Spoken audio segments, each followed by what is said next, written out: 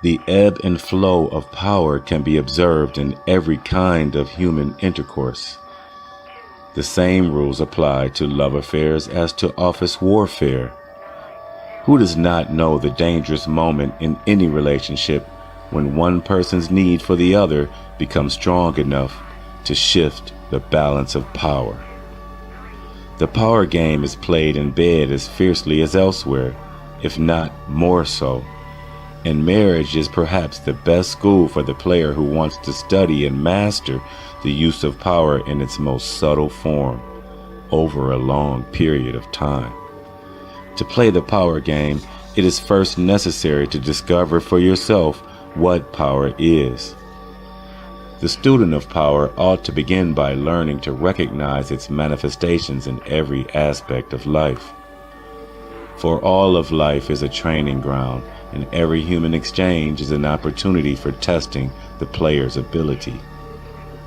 The master players play the game 24 hours a day, with parking lot attendants, spouses, lovers, head waiters, agents of the IRS, traffic policemen, their fellow workers, their superiors, and their subordinates, instinctively trying to control every situation in which they find themselves and to place as much of an obligation as possible on the other person.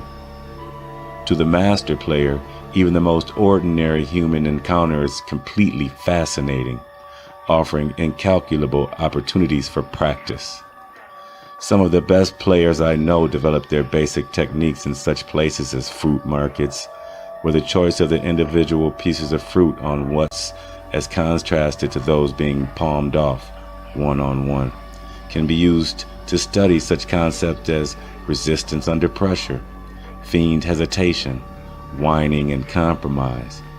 Childhood itself teaches us many useful techniques: playing one parent off against the other, withholding affection, throwing up when all else fails. But most people forget these valuable techniques in the process of becoming adults. School, on the other hand, provides lessons in the power game which are seldom forgotten by anyone, particularly the ability to look busy and industrious when one is in fact doing nothing, and the essential knowledge of how to deal with bullies or become one. The trick is to develop a style of power based on one's character and desires.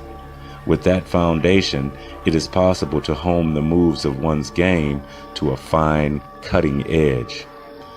Those who were bullies at school often developed a very sophisticated repertoire of bullying techniques in adult life, though they may eventually find themselves at a disadvantage if they meet a more powerful bully.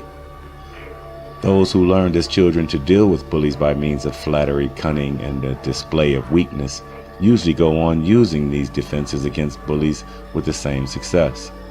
The most successful players of the power game can do both, and don't mind looking foolish or weak when it's useful.